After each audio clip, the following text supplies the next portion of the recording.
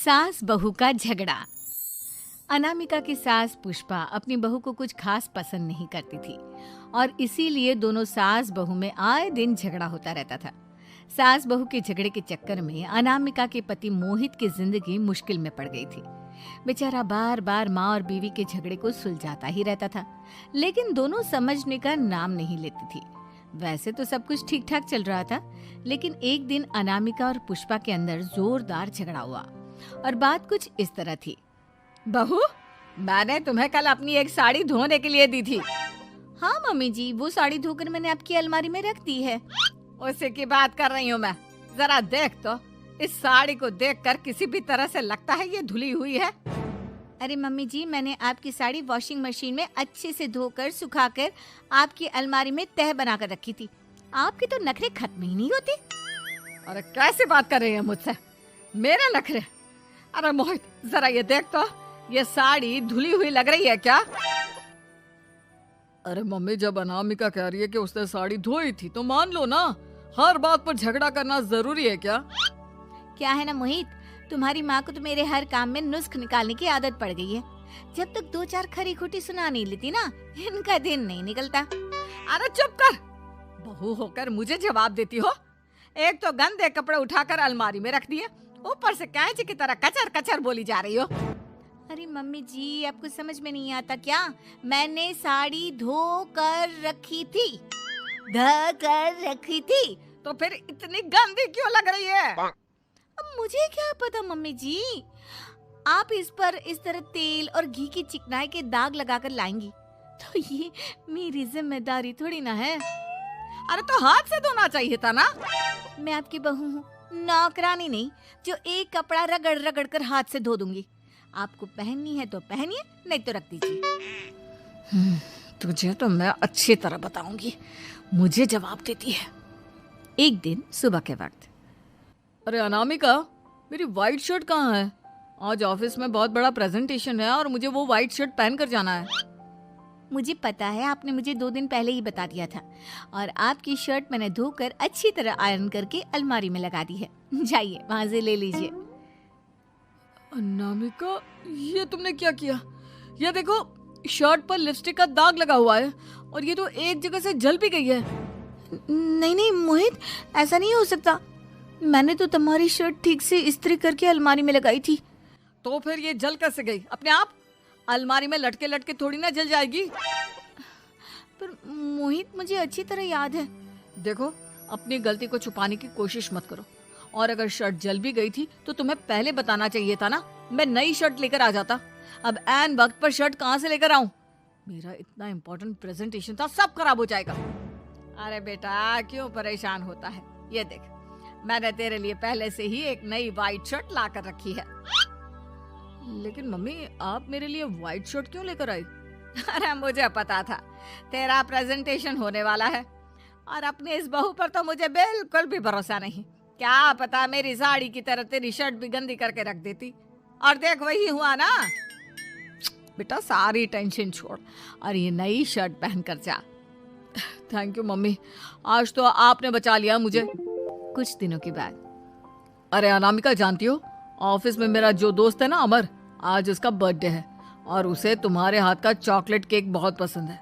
थोड़ा सा बनाकर टिफिन में रख दो ना प्लीज। हाँ हाँ, क्यों नहीं। मैं बहुत अच्छा केक बनाकर आपके दोस्त के लिए रख दूंगी।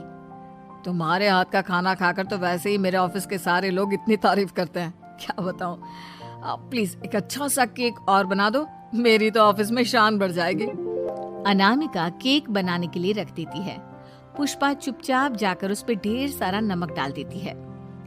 देख अमर, तेरी भाभी ने तेरे लिए चॉकलेट केक बनाकर भेजा है, तुझे बहुत पसंद है ना? यार, तू बहुत किस्मत वाला है, भाभी इतना अच्छा खाना बनाती है और साथ में केक भी।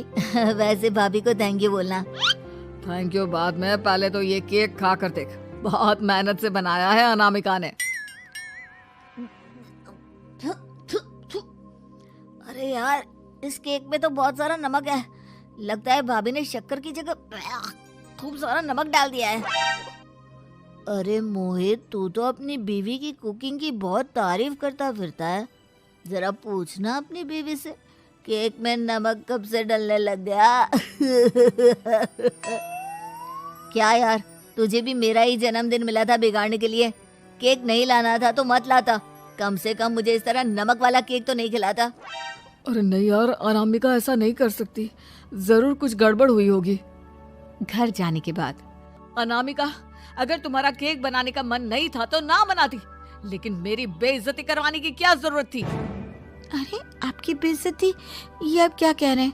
मैंने तो सुबह आपको इतने अच्छे तरीके से केक बना कर दिया था। हाँ, लेकिन उसमें इतना सारा नमक डाल दिया था कि आज ऑफिस में मेरा अच्छा खासा मजाक बना है। मेरे सारे दोस्त हंस रहे थे मुझ पर। अरे बेटा, मैंने तो तुझे पहले ही समझाने की कोशिश की थी। एक नंबर की गैर जिम्मेदार है ये लड़की, कोई काम ठीक से नहीं करती। उस दिन भी गंदी साड़ी रख दी थी मेरी अलमारी में और झूठ बोल रही थी। कुछ दिनों के बाद अनामिका देखो, मैंने अपना लैपटॉप चार्जिंग पर लगाया है, उसे अच्छी तरह चार्ज होने देना। मेरी एक अर्जेंट मीटिंग है, प्लीज बीच में से हटाना मत। हाँ हाँ ठीक है, मैं नहीं हटाऊंगी। पुष्पा चुपचाप से जाकर चार्जिंग का बटन बंद कर देती है। थोड़ी देर बाद अरे ये लैपटॉप चार्ज क्यों नहीं हुआ? और ये बटन किसने ऑफ कर दिया? अनामिका, इधर आओ। क्या हुआ? क्यों चिल्ला रहे इतना? अनामिका, मैंने तुमसे कहा था ना, मेरा लैपटॉप चार्जिंग पर लगा हुआ है, मेरी अर्जेंट मीटिंग है। तुमने इसका स्विच ऑफ क्यों कर दिया? अरे मैंने ऐसा कुछ नहीं किया, मैं क्यों स्विच ऑफ करूंगी? कुछ दिनों से देख रहा हूँ अनामिका, तुम मेरा हर काम बिगाड़ देती हो। देखो, ये अच्छी आदत नहीं। कम से कम तुम्हें इस बात का तो ध्यान रखना चाहिए था कि मेरी कितनी इंपॉर्टेंट मीटिंग थी। अब क्या करूंगा मैं? आई एम सॉरी मोहित, लेकिन सच में मैंने जानबूझकर कुछ नहीं किया। अगर जानबूझकर नहीं किया तो क्या सब कुछ अपने आप हो जाता है? कभी मेरी शर्ट जल जाती है, कभी केक में नमक डल जाता है। आप मेरी बात क्यों नहीं सुनते? मैंने जानबूझकर कुछ नहीं किया। फिर से वही बात। अरे कितनी बार तुम्हें समझा चुका हूँ, इस तरह मेरा काम बार बार मत बिगाड़ा करो। तुम जानती हो मुझे कितनी प्रॉब्लम होती है। ऑफिस में तो पहले ही बेइज्जती करा चुकी हो, और अब ये मीटिंग, ये भी मेरे हाथ से निकल गई। अनामिका की समझ में कुछ नहीं आता कि आखिर उसके साथ ये सब क्या हो रहा था और क्यों हो रहा था। फिर कुछ दिनों के बाद मोहित अपने ऑफिस से कुछ फाइल लेकर घर आता है। अनामिका, ये कुछ फाइलें हैं, इन्हें संभाल कर रख दो, और प्लीज इस बार ध्यान से, कोई गड़बड़ी नहीं होनी चाहिए। नहीं मोहित, कोई गड़बड़ी नहीं होगी। मैं सारी फाइल्स अलमारी में लॉक करके रखूंगी और चाबी अपने पास रखूंगी। अनामिका, जरा अलमारी की चाबी तो देना। क्यों मम्मी जी, आपको क्या काम है?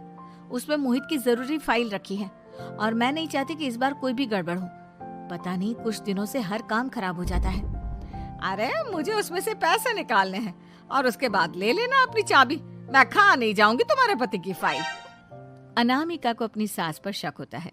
चाबी देने के बाद वो चुपचाप छुपकर अपनी सास की हरकत देखती है। ये फाइलें उठाकर डस्टबिन में डाल देती हूँ, फिर देखना कैसे मोहित इसकी खबर लेगा। इस बार तो छोड़ेगा नहीं इसे। वैसे भी पहले मैंने जो कुछ भी किया है उसकी वजह से अच्छी खासी डांट पड़ी है, मजा आ जाएगा। अच्छा तो ये बात है, सारा काम मम्मी जी बिगाड़ देती हैं, वो भी इसलिए क्योंकि मेरा उनसे झगड़ा हो गया है। सास के जाने के बाद अनामिका मोहित को बुलाकर लाती है। क्या हुआ अनामिका, क्या दिखाना है? ये देखिए, आपकी फाइल डस्टबिन में पड़ी हुई है। इसीलिए तो कहा था संभाल कर रखना, और तुमने उठाकर ये फाइल डस्टबिन में डाल दी। मैंने नहीं, तुम्हारी मम्मी ने डाली है, मुझसे बदला लेने के लिए, ताकि तुम मुझे डांटो। और अगर मैंने डाली होती तो मैं तुम्हें दिखाने के लिए बुलाकर तो नहीं लाती ना। सही कह रही हो, मैं अभी मम्मी से जाकर बात करता हूँ। थोड़ी देर बाद, मम्मी सच सच बताइए, मेरी फाइल अलमारी में से निकालकर डस्टबिन में आपने डाली थी ना? अरे अपनी माँ पर इल्जाम लगाता है, शर्म नहीं आती तुझे? मैं इल्जाम नहीं लगा रहा हूँ मम्मी, जो सच है वही पूछ रहा हूँ। अब जल्दी से बताइए आपने ऐसा क्यों किया? अरे तो क्या करती, तेरी बीवी मुझसे झगड़ा करती है, उल्टे सीधे जवाब देती है, मुझे उससे बदला लेना था। अरे मम्मी, लेकिन आप दोनों के झगड़े के चक्कर में मेरा कितना नुकसान हुआ है, ये कभी सोचा आपने? मम्मी जी, अगर आपका बदला पूरा हो गया हो तो आइंदा ऐसी कोई हरकत मत करना, क्योंकि अब आपकी सच्चाई हमारे सामने आ चुकी है। यह तो वक्त ही बताएगा मैं क्या करूंगी और क्या नहीं। मम्मी जी, कहा ना आप ऐसा कुछ नहीं करेंगी। अरे मेरी जो मर्जी आएगी वो मैं करूंगी। मेरा सर घूम रहा है। सास बहू के झगड़े में मेरी जिंदगी का तो कचरा हो गया है, कचरा।